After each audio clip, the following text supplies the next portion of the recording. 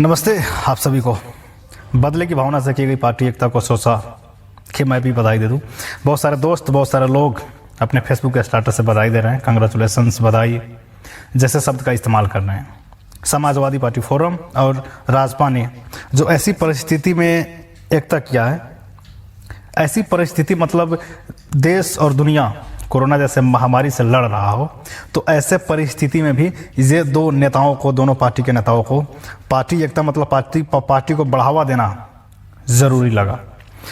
Party एकता तब हुई जब उपेंद्र यादव को मंत्री पद से निकाला गया, निष्कासित किया गया। यहाँ बहुत डिफरेंस है, मैनी डिफरेंस बिटवीन बोथ। निकाला गया और निष्कासित किया गया। जिसे आप लोग समझने की कोशिश कीजिएगा कि निकाला गया का मतलब क्या होता है और निष्कासित किया गया का मतलब क्या होता है। तो ये बदले की भावना में आकर, ये बदले की आगोश में आकर, आक्रोश में आकर सबसे पहला बात ये पार्टी एकता हुआ। अब पार्टी एकता का मतलब क्या होता है, यहाँ पे दो पॉइंट ऑफ व्यू है। First point of view Rajpa के तरफ से समाजवादी पार्टी के लिए देखेंगे। राजपा मतलब राजेंद्र महतो और महंत ठाकुर और एक दो और नेता का party. Point of view Samajwadi party forum के लिए, इनके नज़र में, इनके नज़रिए से समाजवादी पार्टी फोरम के मुखिया उपेंद्र यादव जो किए, जो करने वाले हैं और जो कर रहे हैं वो सही किए, सही कर रहे हैं और सही करने वाले हैं। इसीलिए मैं वो सभी काजों का समान सहित समर्थन करता हूँ और पार्टी एकता करता हूँ। पार्टी एकता इसी शर्त पे होता है जब दो दलों का विचार, दो दलों का एजेंडा मिलने लगे तो वहाँ पे पार्टी एकता होता है। मतलब विचार, एजेंडा दोनों का सेम है। अब नज़र डालते हैं महामहिम उपेंद्र यादव जो कुछ कार्य किए हैं, शायद आप सभी सर्वविदित हों वो सभी कार्यों से। साल 2064 में रौतहट जिला के गौ राइस मिल में एक हत्याकांड हुआ था, जो हत्याकांड फराठा कांड के नाम से प्रसिद्ध है, जिस हत्याकांड में 28 से ज़्यादा लोगों की हत्या की गई थी। अब राजपा वालों के नज़र में वो काज सही है, इसलिए उनके साथ समर्थन हुआ।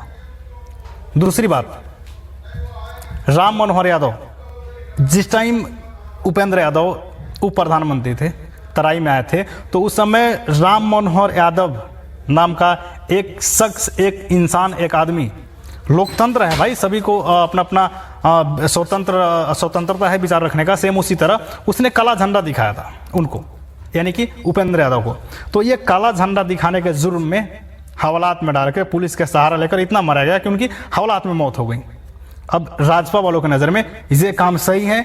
मैं समाजवादी पार्टी फोरम यानी कि उपेंद्र यादव के साथ पार्टी एकता करता हूँ, यानी कि उनके कार्य को ससमान सहित समर्थन करता हूँ। एक और बात, जब उप प्रधानमंत्री थे, मंत्री पद में थे उपेंद्र यादव, तो ये सभी को सर्वविदित हैं कि जनता को किस तरह परेशान किया गया, जनता को किस तरह ठगा गया, जनता को किस तरह मूर्ख बनाया गया। ये सभी काजों का समर्थन करता हूं, इसलिए राजपा और समाजवादी पार्टी का एकता करता हूं। ये पॉइंट ऑफ व्यू रहा राजपा की तरफ से समाजवादी पार्टी फोरम के लिए। अब same point of view Samajwadi party forum के मुखिया उपेंद्र यादव की तरफ से राजपा के लिए, मतलब राजेंद्र महतो और महंत ठाकुर के लिए। समाजवादी पार्टी फोरम के नज़र में, उपेंद्र यादव के नज़र में राजपा वाले जो किए वो सही किए, जो करने वाले हैं जो सही करने वाले, जो कर रहे हैं वो सही कर रहे हैं। मतलब राजपा वाले 6 महीना का नाकाबंदी, जिसमें हजारों से ज़्यादा लोगों की हत्या, कितने घर उजड़ गए हैं, कितने माँ का कोख सुना हुआ, कितने सुहागन विधवा हो गई, कितने बहन जिसका इकलौता भाई वो आंदोलन में मारा गया, जिसके पास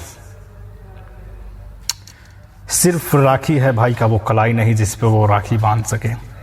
ये सभी काज समाजवादी पार्टी फोरम के मुखिया उपेंद्र यादव के नज़र में सही था और सही हैं, इसलिए राजपा के साथ समाजवादी पार्टी फोरम के मुखिया उपेंद्र यादव समान राजपा का समर्थन करता हूं और पार्टी एकता करता हूं।